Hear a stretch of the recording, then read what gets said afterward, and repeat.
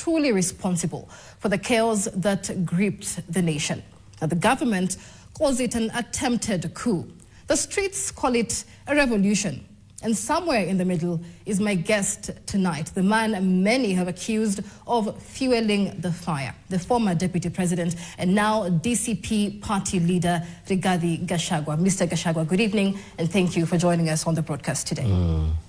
Evening, Michelle, and once more, most welcome to my home. And I'm very happy that you've given me an opportunity to engage the people of Kenya so that we can have a discussion on issues affecting our country and how we proceed from here as a nation. Right. Well, let's begin with the most pressing question, Mr. Gachagua. Over 15 Kenyans died during the protests on Wednesday. Your name, sir, has come up again and again from members of parliament, from governors, even from security sources, as someone who bankrolled the elements that turned violent during the protests. Did you fund the protest, Mr. Gachagua? First and foremost, let me take this opportunity to send my condolences to the families of the 15 young people who are shot by police. Let me also, say sorry to all those who are injured, and let me also empathize with the business people who lost billions of shillings to looting and other activities that took place. Michelle, I don't have an answer to such a question because it is totally misinformed, and government people want to run away from the truth. And this government continues to sink in more trouble because of burying their head in the sand. Anytime Kenyans have expressed themselves about their dissatisfaction with the way the country is being run, the way the country is being governed, it is said that those people have been financed, they have been mobilized, they have been incited, and therefore they will never address the real problem. What happened on Wednesday, Michelle, was the first anniversary of the Gen Z massacre of 2024 that was presided over by William Ruto and executed by Kithure Kindiki. And you know for sure how many people died after very serious abductions and extrajudicial killings. The Gen Z protests of 2024 was a spontaneous reaction by young people protesting, the issues of the Finance Bill 2024, mismanagement of the country, corruption, and general impunity that has been exhibited by this administration. The president then, under the pressure of the Gen Z, undertook to address all the issues that the Gen Zs had raised. But once he was able to bring Raila on his side, and he got the political comfort that with Raila Odinga he doesn't need anybody else and nobody else can threaten his rule, he backtracked on all the issues that have been raised. And a lot of impunity has been exhibited in this country. And when it came to the first year anniversary, the young people once more came out. Michelle, the Gen Z protests do not need anybody to finance them.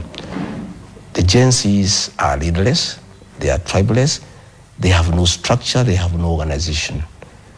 And again, Michelle, I think it is really playing around with the people of Kenya to imagine that Rigathi Gachagua or anybody else can coordinate activities in 26 counties at the same time.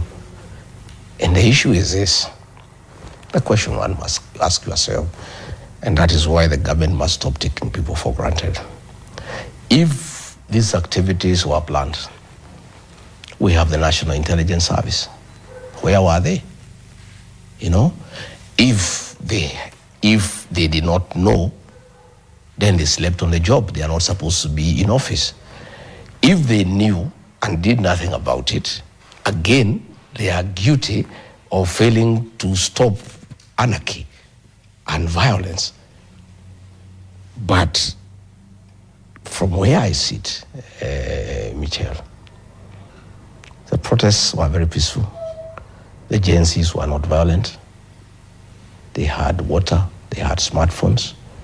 The violence was brought about by infiltration by goons who looted shops, escorted by police.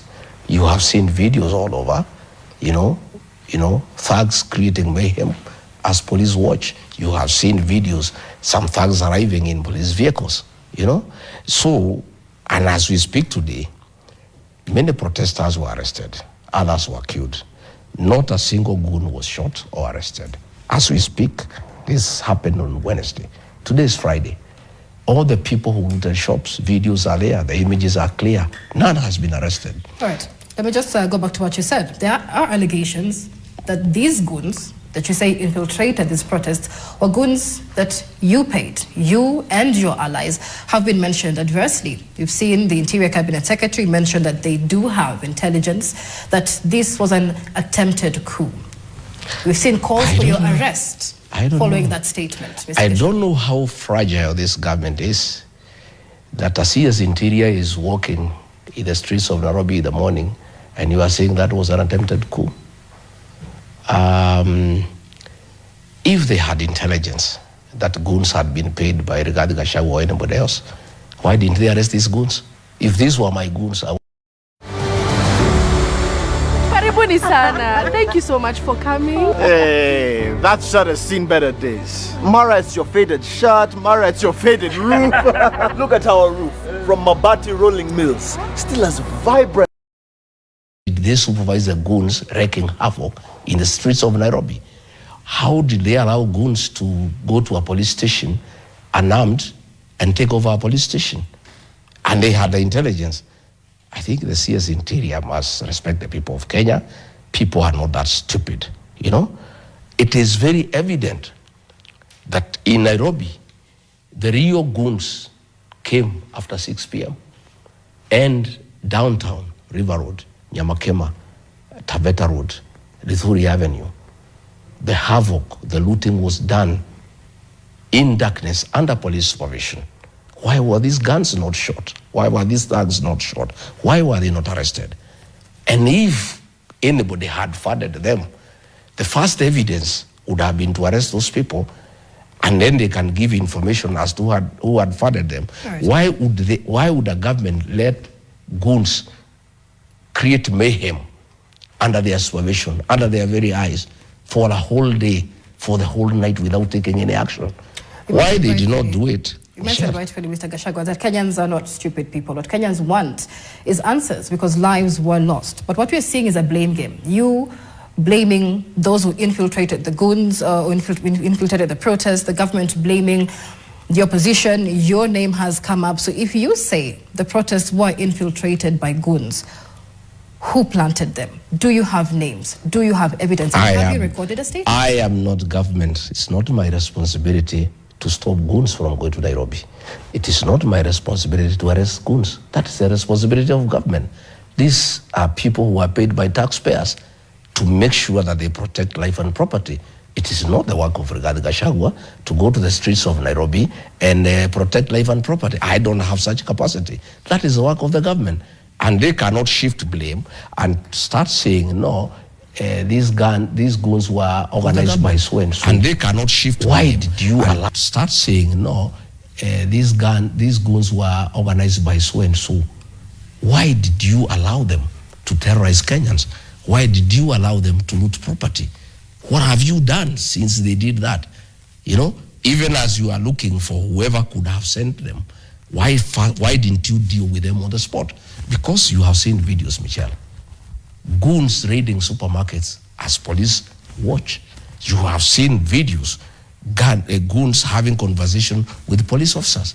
You saw during the demonstrations against the death of Albert Ojwang, goons singing praises in the praise of Governor Nairobi outside City Hall. Today, it is now 2 weeks. None has been arrested. Those images are there. That is not the work of Rigathi Gachagua. But you, Mr. Gachagua, are on record talking about state-sponsored goons. Where is the evidence? The evidence is that if you see goons in a police vehicle, who owns that police vehicle? That is the state.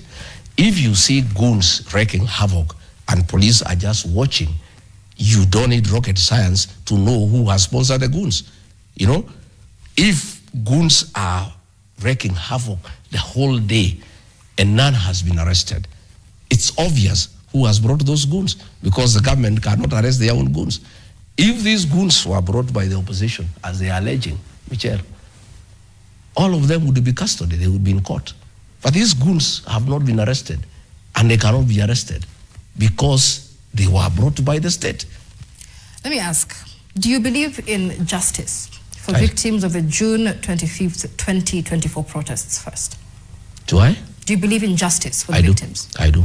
So where were you, Mr. Gachagua, on Wednesday, the 25th of June, during this week's protests? I was just here in the house. I was in my house here the whole day. Until I was watching on TV until they stopped the live stream. And you showed up after, bodies were on the streets. Yes. Kenyans And I didn't want to join the protests. First and foremost, during the 2024 protests, the Gen Z asked us, the leaders, the elders, to keep off the protests. And that is as it should be, because they don't want to be owned by anybody, because they are not at the direction of anybody. They are not financed by anybody. These are our young people who are bright, who are intelligent, who are innovative, who are doing their own things.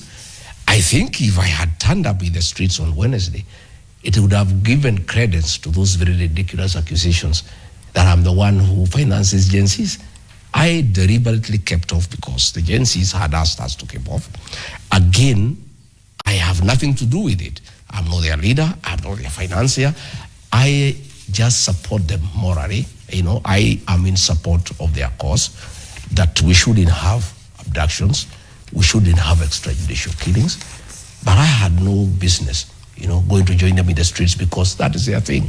And it is leaderless, it is tribalist, it is not political.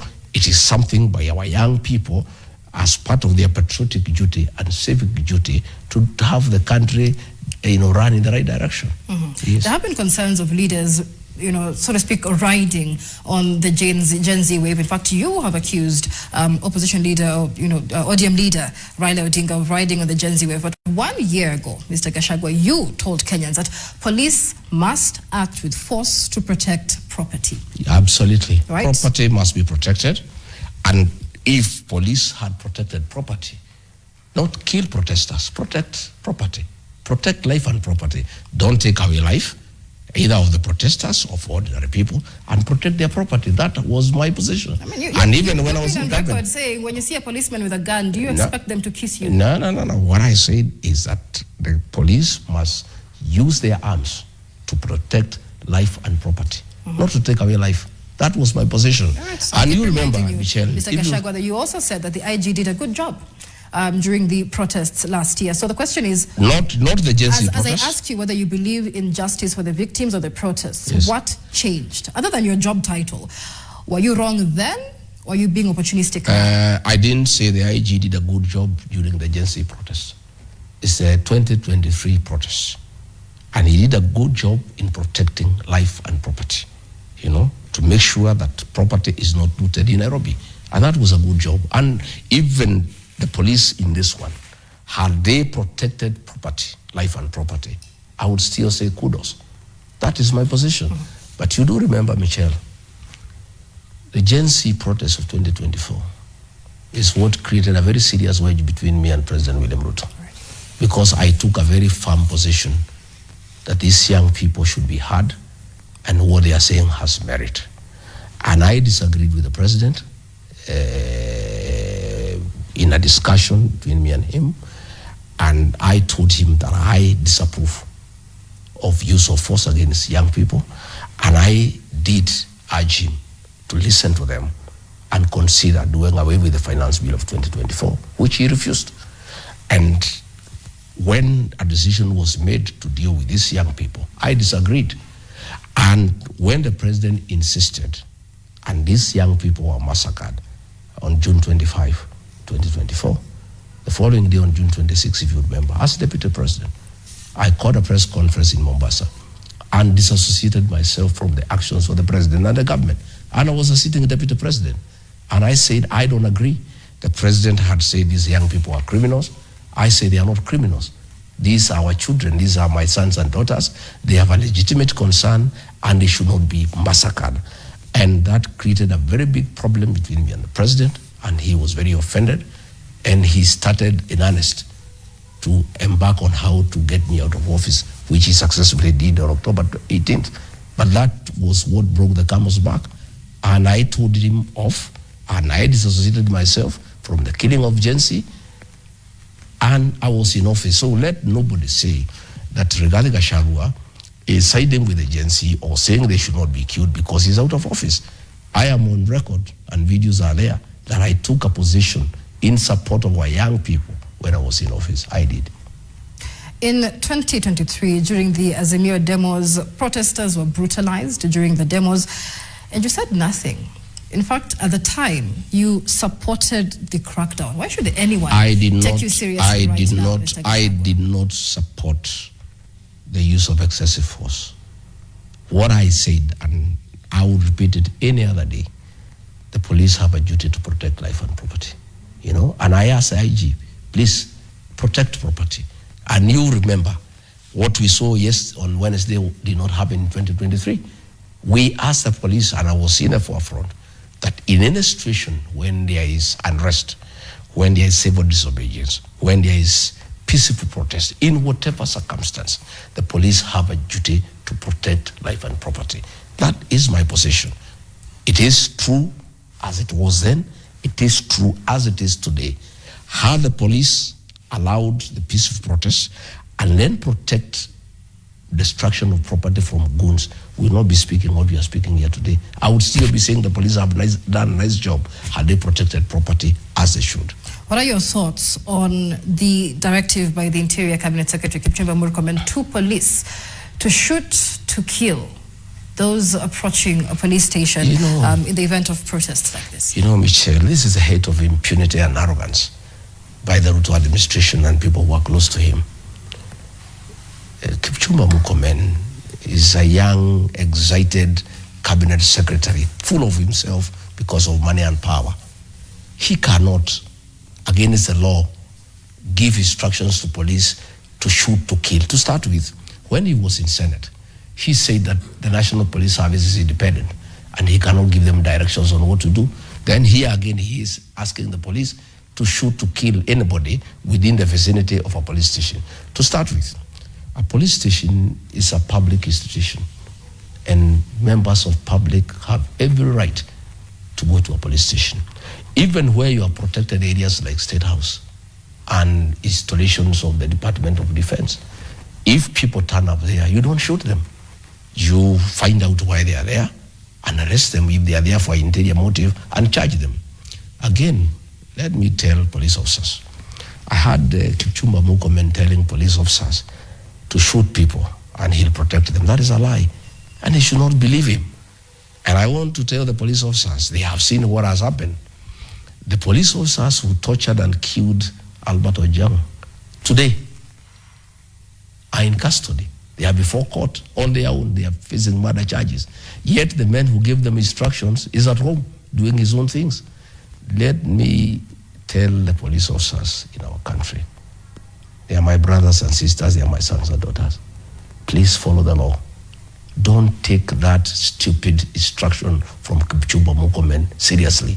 Because you shoot somebody, you'll be arrested and taken to court. And I have told police officers to be very careful. I worked with William Ruto and people close to him. They are users. They'll use you, and when things get out of hand, they'll sacrifice you at high noon.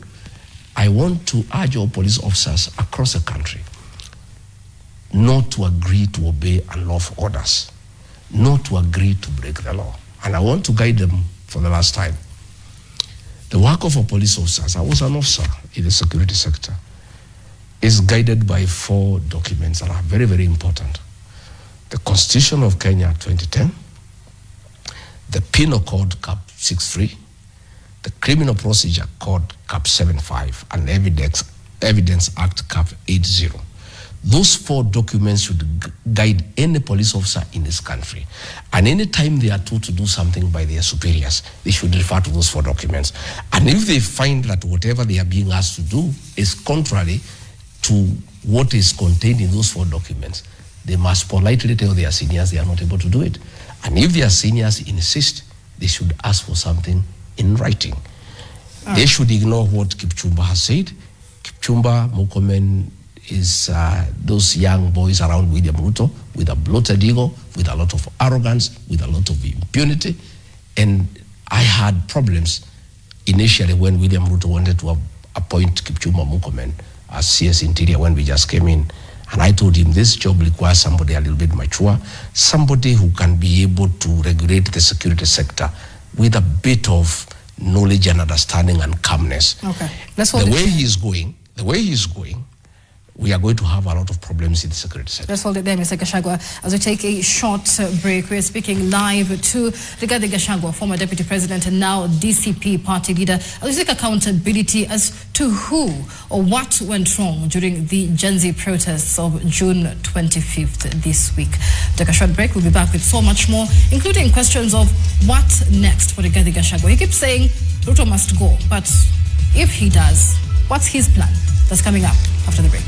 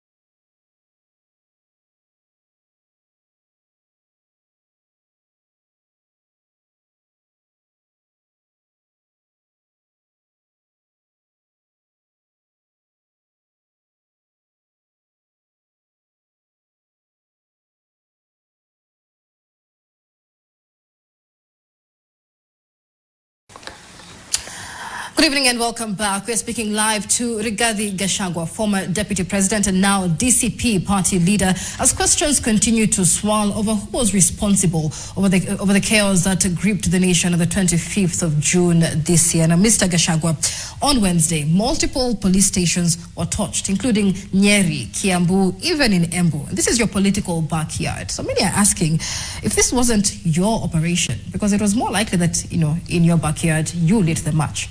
If this wasn't your operation, then who was behind it? You must give me a few minutes to put it into perspective. so that I explain to you exactly what is happening. William Ruto was elected by 47% of the people from the Mount Kenya region. Along the way, he betrayed the mountain people, he misused them, he lost their trust, and they abandoned him. He has tried every trick in the book to get them back, and it has become difficult. He has spent billions of shillings in empowerment programs, buying leaders and all that. It has become impossible.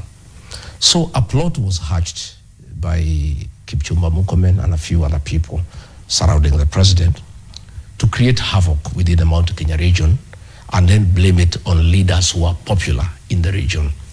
This is what happened, Chair. How do you explain police stations are manned by police officers who are armed? They are attacked by people who are unarmed. They overpower them, take over a police station and touch it. It's a movie.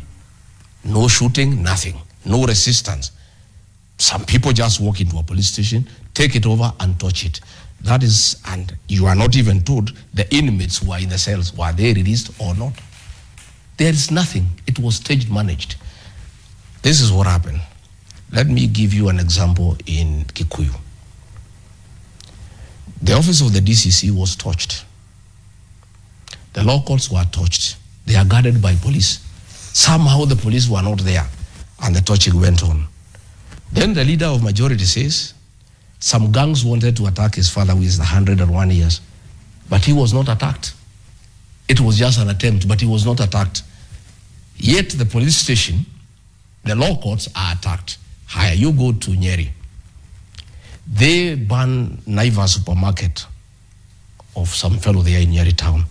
But the supermarket owned by the member of parliament for Kenny, there is an attempted attack, but it is not attacked because it is personal. It is not meant to be attacked. It's just something you are trying to do. Then you find here in Nairobi, at night, all businesses owned by people from the Mount Kenya region are attacked. Okay? You find that several businesses are attacked. Police are there. Nobody is arrested. Nobody is stopped. It's simply an onslaught on the community. Then the CS Interior comes and says, the goons in Nairobi were stranded, they were from Murang'a, they were from Nyeri, they were from Kirinyaga, trying to profile a community to show that this issue that happened in Nairobi was done by the people from the Kikuyu nation. Okay? Then the following day go to parliament. The scheme was turn the people of Central Kenya against Rigathi Gachagua and other leaders who are popular in the region. That is why they attack in Olkalau. People have told us in Olkalau, all the goons who are there, none of them is a local. Yet they did it, police never did any action. This thing was managed by government to target Kikuyu business premises. And then later, Moses Wetangula allowed a debate in parliament for 2 hours to blame Rigathi Gachagua, to blame John Medhu, to blame John Kagushia, to blame Jane Kehara, to blame Mukonji, to blame all leaders who are popular in Central Kenya region, hoping and believing that the people of Central Kenya can believe that their leaders who are very popular and who are loved by the people had organized violence against them. This is what has happened.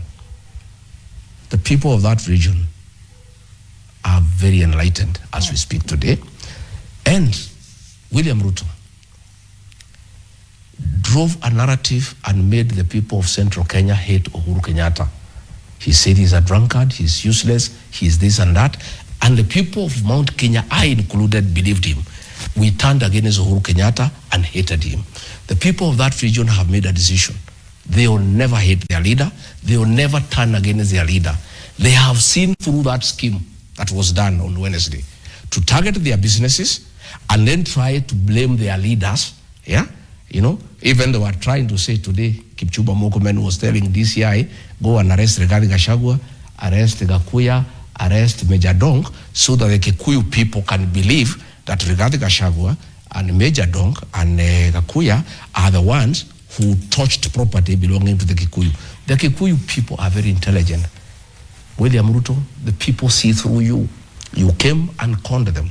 You turned them against their own son, Uhuru Kenyatta. You are not going to do it again. This time, they have seen through you. The government touched and raided businesses belonging to Kikuyu people on Wednesday, deliberately, under police guard, so that they can come and take the popular leaders in the region and blame them, hoping that they can hate Rigathi Gachagua, they can hate Metho, they can hate the other leaders, and prove back to William Ruto. William Ruto, let me tell you, but there's been allegations, whatever little chance that existed that the mountain could ever listen to you, the events of Wednesday, of looting businesses owned by the Mount Kenya people, of torching them, of getting police to supervise the looting of their businesses, and then trying to blame their sons through parliament. That thing in parliament, it was a charity, because, Michelle, if Rigathi Gachagua has broken the law, it is not parliament to say. If Metho has broken the law, it is not parliament to say. It is not parliament to ask police to take action. If Kimani Ichung'wah, his father, was to be attacked, does he go to cry in parliament, or he goes and record a statement and say, Michelle or so-and-so came to attack my father? That was a stage managed thing in parliament to try to persuade the people of Mount Kenya that all the businesses that were looted at night under police supervision, on the instructions of the government, they wanted to blame me and other people. We see through you, and I've told them, come and arrest me today. Go and arrest Kakuya, go and arrest Major Dom. So you don't fear arrest? We don't fear the arrest. But all I can tell them, the people of our region and our supporters kept quiet when they removed us from office. I am a very peaceful man. I asked my people, please don't take any action. You are very unhappy with what William Ruto has done to us as a community by taking our seat, by embarrassing us. Please just sing. But I am saying, I no longer have the control of my supporters. They are angry, and any attempt to harass us, any attempt to intimidate us, will be dealt with by the people. I can tell you, right. the mood on the ground. From this, Mr. The mood, I want to tell you, I want to say. You mentioned that this is a plot to alienate the Mount Kenya region, yes, like he did yes, with Uhuru Kenyatta. Yes. But what was your role in that? There are I am saying, I have told led the campaign to alienate Uhuru Kenyatta, including the attack. I have told you, William Ruto conned an entire community, I included. So you were. I have owned it up. I have apologized to the community. But I was not alone. He conned bishops. He conned reverends. He conned pastors. He conned all of us. He cannot do it a second time. This whole thing of Wednesday was a scheme by William Ruto to touch businesses belonging to the Mount Kenya people, loot them, and then try to blame it on their leaders so that they can hate us the way they hated Uhuru Kenyatta. Yeah? But you have no evidence. Do you have evidence? That we have evidence. What evidence do you need, Michelle? These businesses were touched when police are watching. These policemen belong to the government. What other evidence do you need? I'm asking, since Wednesday, Michelle, how many goons have been arrested? Protesters in Kerugoya were arrested, 25 are taken to court. The goons who touched a supermarket in Kerugoya have not been arrested. The goons who touched things in Nyeri have not been arrested. The people who touched things here in Nairobi and looted, they have not been arrested because they cannot be arrested because they were sponsored by the government. And everybody knows. And I want to tell my friend William Ruto, when you are in a hole, my brother, you stop digging. Don't dig deeper. You have persecuted our community. You have humiliated our community. You now have a scheme on how to destroy their businesses and try to blame their leaders, and then you want to persecute their leaders. The wall you are starting with the mountain and the people of Kenya, you will not be able to control it. You go ahead and do what you want to do. Kipchumba Murkomen, you say you want to arrest me tonight, please just go ahead. I'm here, you know where I am. You don't even have to wait for this interview, you can come after this. But I want to tell you, the people have had enough. This persecution of the community, this humiliation of the community is too much, and I don't think it's going to happen again, and the people are not going to allow it because where it has reached now, it's just too much, How do you organize goons to destroy businesses belonging to a community that voted you into office under police supervision? Let's talk about why there are protests on the streets to begin with. And what Kenyans are asking for is good governance, better governance at the end of the day. Gen Z are saying Ruto must go. Yes. That's what you are saying, Mr. Gachagua. Yes. But the president says that's your entire plan. Ruto must go. That you have no vision behind that. That's what What's he your says. answer to him today? President Ruto says we have no plan. We have a plan to send him home. It's a very important plan in the whole matrix. And then what? We have plans to restore the dignity of the payslip. We have plans to restore the health systems. We have plans to restore the education system. We have planned to have justified taxation and proper utilization of collected taxes. But all those things we have plans to stop abductions. We have plans to stop extrajudicial killings. All those things, Michelle, cannot happen when William Ruto is in office because he's the one who has messed the country. All his plans are responsible for the shit we are in as a country, for the hole we are in as a country. For those plans to take place, plan number one is William Ruto must exit the space, and then all the other plans can work. And that is why he says we have no plan, because the plan that we have is to exit him. Ordinarily, he wouldn't like it, and I don't want to blame me for it. But I want to say we have plans, but it's a prerequisite for all these plans to work. For us to stop corruption, for us to stop tribal appointments, for us to restore the dignity of the payslip, for us to restore education, the university financing model that can work, for us to restore health care and make sure that things are working, President William Ruto must be sent home. That is our plan. That is the plan of Gen Z. Indeed, it's a plan by the people of Kenya. As we go around the country, I heard him today crying about one term. There's nothing he can do. Okay. That is a clarion call, one term.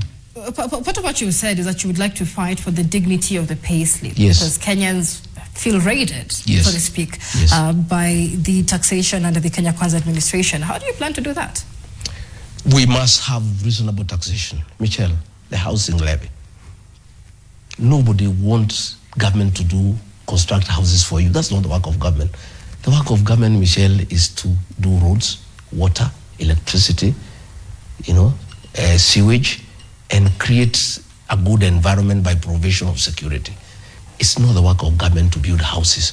Michelle, you'll build your own house, depending on your capacity and your ability. So we are taxing people money to go and build houses that they don't need. Nobody is interested in that housing program. So that one we are going to scrap.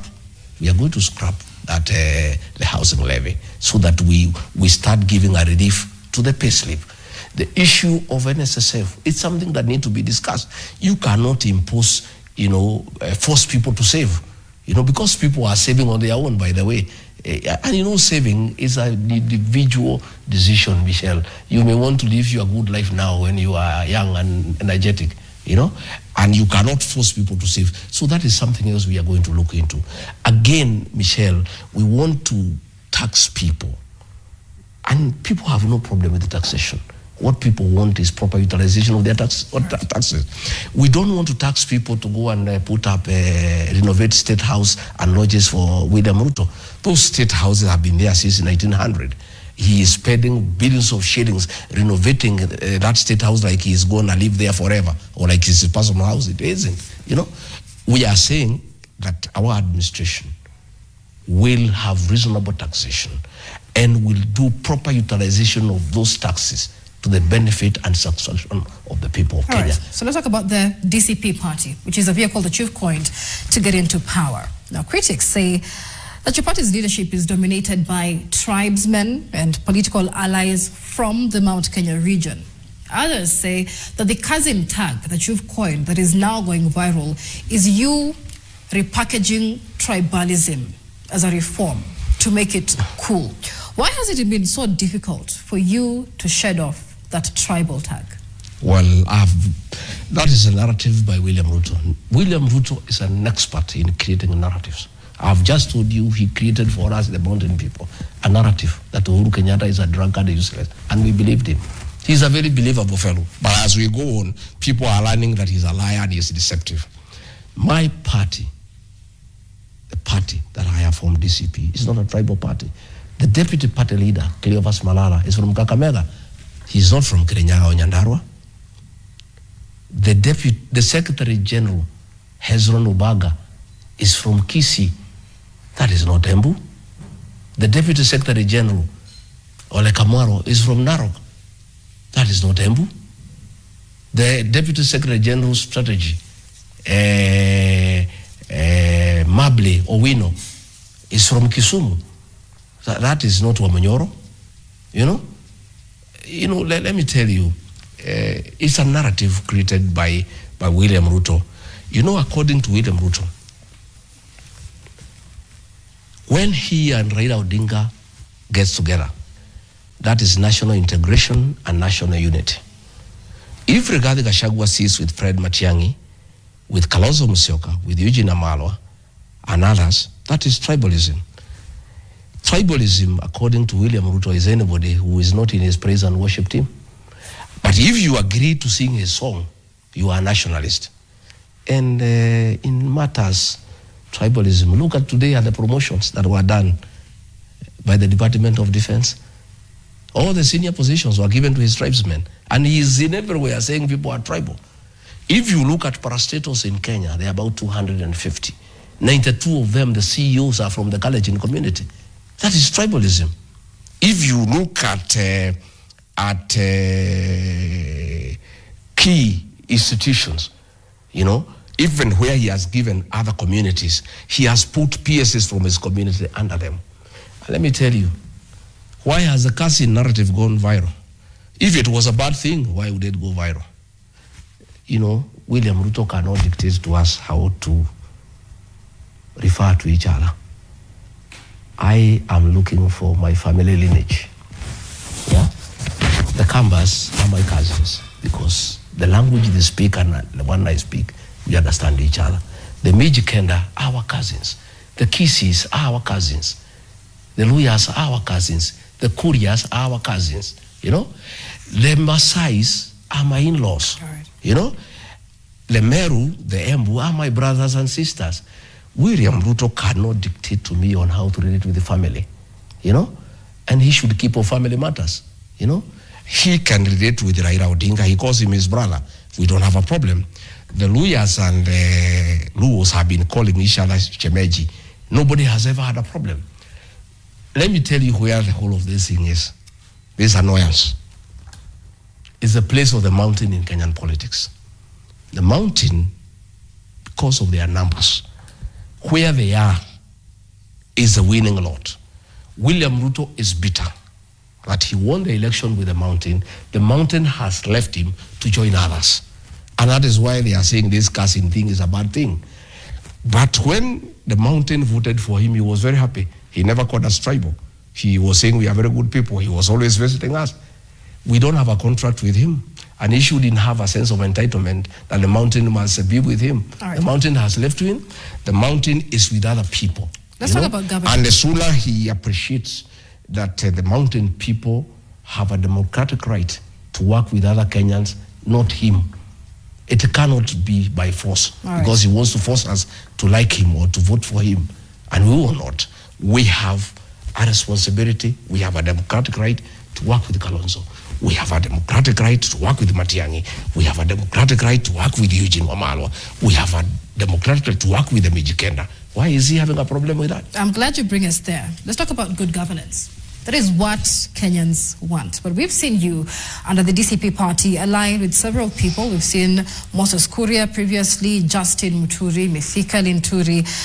Yourself and these men have essentially been branded political rejects of the Kenya Kwanza administration. Linturi, for example, faced a motion to remove him from office for gross misconduct. Is the team you're fronting the best you can offer as alternative government for Kenyans, Mr. Gachagua? We are not political rejects because the people of Kenya never rejected me. It's William Ruto who rejected me. Justin Muturi was not rejected by the people of Kenya. He was rejected by William Ruto. Mithika Linturi was rejected by William Ruto. It's only William Ruto who rejected us. William Ruto is not the equivalent of the people of Kenya. That anybody he has a problem with is a reject. And you must ask yourself, where is the problem here? These are all people who supported William Ruto. But he has disagreed with all of them, and he says they are incompetent. According to him, he is the only one who is competent. But you must ask yourself here, who is competent? Because after I have left, nothing has changed. After Kuria left, nothing has changed. Muturi has left, nothing has changed. Lenturi has left, nothing has changed. What is the common denominator here in terms of failure? It's William Ruto in matters of incompetence. When he came in as president, we had a working health system. Today it has collapsed. When he came in, we had a working university financing model. It has collapsed. When he came in, roads were going on across Kenya. They have all stored. So in matters incompetence, it's William Ruto who is incompetent. But he is very quick. It's like in the streets when pickpockets or fellows who do mugging, you know, they would steal something from you, then shout, thief, thief, thief, thief. That is what William Ruto does, to hide his own incompetence. He has changed his cabinet 4 times. Nothing has changed. So what is the common denominator that there is failure in government in Kenya, that nothing is working? The common denominator across the whole scenario is William Ruto. So you cannot say that we have been rejected by who? We have been rejected by one person, and as it works, the people of Kenya are also rejecting him because with the time they have realized where the problem is. All right. We have several people fronting themselves as alternative leaders or for alternative leadership in the country. You had the retired Chief Justice David Maraga saying that he's positioning himself as the Gen Z candidate. You've also been speaking the Gen Z language, but which one of these candidates, you included, is actually listening to the Gen Z? Are you really listening or just using them, riding on the wave? The Gen Z are very bright people. They are marvelous young people. I have such tremendous respect for them. You know, they know who they can trust in this country. The Gen Z know at their lowest moment when they were being killed and massacred by William Ruto and Kithure Kindiki, when everybody was demonizing them, when William Ruto was calling them criminals, who came to stand for them? It was Rigathi Gachagua. I sacrificed my job as deputy president, a very good job with the parks, with security, with all obedience, you know, and I said, I want to start with these children. And I attracted the wrath of William Ruto for starting with these young people. It's these young people, the Gen Z, who will look at the whole political landscape and will decide where they want to place their trust. And I think they are intelligent enough to know what they want to do. I don't want to force myself on the Gen Z. All the time I'm being accused of funding them or financing them, you know. And what has happened is that the Gen Z have appreciated me and accepted me because I'm always being accused of being their leader, of being the one who is financing them, who is doing this and that. But all I have done is stand with them and stand for them, and I'll continue to do so. And I'm sorry, I'm told that they have taken away the security of Chief Justice David Maraga because of appearing to support the Gen Zs. That is how petty this administration is. That is Kipchumba Murkomen. If somebody is seen in the streets, you know, it's democracy. Going to show solidarity with the Gen Zs is part of our democracy. Now, taking away the security of David Maraga because he was in the streets, you know, it's a lot of, it's pettiness. It's very petty, you know. It's unacceptable, I must tell you, Michelle. All right. And you mentioned several things. Once you said that you're actually glad you got impeached at some point to avoid going down with President William Ruto. Now that you've been impeached, you didn't speak up then. Can you speak up now? For example, who, Mr. Gachagua, ordered the invasion into Uhuru Kenyatta's family when you were DP? Let me tell you, Michelle, in a very simple matter. Matters of a retired president, nobody lesser than the person of the president can make a decision about their lives. Okay? There is nobody who can withdraw the security of Uhuru Kenyatta without asking William Ruto. There is nobody who can touch his farm without asking William Ruto. It's as short as that. And you know, William Ruto knew what he planned, and then he went out of the country so that it would look like we are the ones who are doing it. But I want to tell you from practice, and you can find out, matters to do with a retired president are decided by the president himself. And that settles the matter as to who could be responsible in doing this or that. All right, let's talk about the media. When you were DP, you were a huge critic of the media, never missing an opportunity to disparage the Fourth Estate, all up until just before your ejection as deputy president. Now, this week, after Wednesday's, order against live broadcasts of the protest, we saw you coming up with a statement in support of media and press freedom. What has changed since? Michelle, I've never been against the media. I have been a critic of the media. You called us as I have been a critic of the media several times. I have been a critic of the media in a nice manner by granting you an interview to ask me questions. That is what it is. I am entitled to my own opinion. The fact that I grant interviews any one time and answer any question, demonstrates my respect for the media. And I want to say that switching off the live stream was done deliberately so that the looting is not recorded, so that the goons are not recorded. I have told you it was a scheme by William Ruto and Kipchumba Murkomen, and that is why the media had to be switched off. And I want to tell William Ruto, please don't take us back to the 80s during the Moi era. William Ruto, kindly, we are in 2025. How do you interfere with media freedom? The media freedom is a basic freedom that is well entrenched in the Constitution in the Bill of Rights. And for you even to change a clause in the Bill of Rights, Michelle, you must go for a referendum. And again, William Ruto is taking us back to torture. You have seen somebody being tortured in police station. What was happening in Nyayo House in the torture chambers? William Ruto, you are PhD holder. You simply cannot take us to what President Moi was doing in the 80s. This is 2025.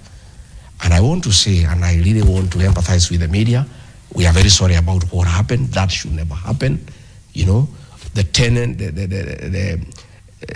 The hallmark of any democracy is the freedom of the media.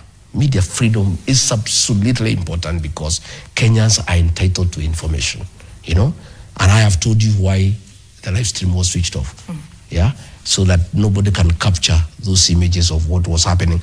But the good thing is that with the advent of social media, the videos are coming through. We can see exactly what happened. It was not seen on mainstream media, but the videos are now being reviewed, and you put pieces together. You can see exactly what happened and why the TVs were being switched off. All right. But Michelle, I am a fan of the media, and I am also a Christian of the media. Media has given me a lot of coverage, and that is because why? I don't shy away from the media. I speak my mind. I answer any question. I will never support gagging of the media. But I reserve my right to criticize the media, but I will not gag the media. And I think those two things are different. Criticism is healthy. If you are not doing what, in my view, is not right, I'll say so. You are equally at liberty to criticize me and what I'm doing. And I'll never take any offense. I'll have the right of reply, and then you have to take, a stand that you want to take. All right, Mr. Gachagua, as we wind up, what do you say to Kenyans who are watching today, many of them seeking answers and accountability? Kenyans who lost their friends, who lost their families, who are shot at, who are angry and don't know who to believe anymore. I want to tell the people of Kenya not to give up. We are very resilient people, and 2 years is a long time, but not too long. The people of Kenya withstood the brutality of the colonial regime for years, but God saw them through. Again, we had 24 years of the Moi repression. Again, we prevailed. Another 2 years of the Ruto regime will prevail. And I want to say, I have never advocated the removal of President William Ruto from office through unconstitutional means. I am a believer in the rule of law. I am a believer in the Constitution. I want President William Ruto to be removed from office through the ballot. I've heard him say, crying today, that he doesn't know how we want him to go home. I've heard him crying today. I saw him very mellowed. The usual bravado is not there. I saw him very mellowed, crying. Oh, people are saying Ruto must go. I need to understand how I need to go. President, don't throw the ball back to us. Kenyans have decided you'll be one term, you'll go. The decision of how you go is yours. There are two ways you can make a decision. One, you can resign and go home in dignity. Two, you can wait for the people of Kenya to remove you through the ballot in 2027. And I don't think anybody wants to overthrow William Ruto. All this nonsense that there was a coup, or they wanted to overthrow William Ruto, is all nonsense. It's just a Ruto boy is trying to hype him and cheat him so that he doesn't see the reality that Kenyans are agitating for reforms. Kenyans are agitating for good governance. They want to just lie to William Ruto that all this clamor you are seeing is not genuine. Kenyans are not angry. They still love you. Oh, they still support you. They are all lies. Oh, it was a coup. Oh, they want to overthrow you. That is all nonsense. Kenyans are agitating for change. They want good governance, and end to abductions, and end to extrajudicial killings, and end to corruption. And I think Kenyans are decent enough to allow William Ruto to finish his term, and they exit him in a constitutional way. And myself, I'm a firm believer. That's why I talk about one term. Right. I don't talk about half term. I want William Ruto to serve the remaining 2 years. Through the ballot, we take him home. But if he decides he's tired, the way he has talked today, asking how we want him to go, he has the opportunity, if he wishes, he can resign and go home. And then we proceed. Mr. Gachagua, that's all the time we have today. Thank you so much for your time and for speaking to NTV tonight. That is Rigathi Gachagua, former Deputy President and DCP party leader, speaking to us about who was responsible for the chaos witnessed during the June 25th protests this week. Many thanks for watching tonight.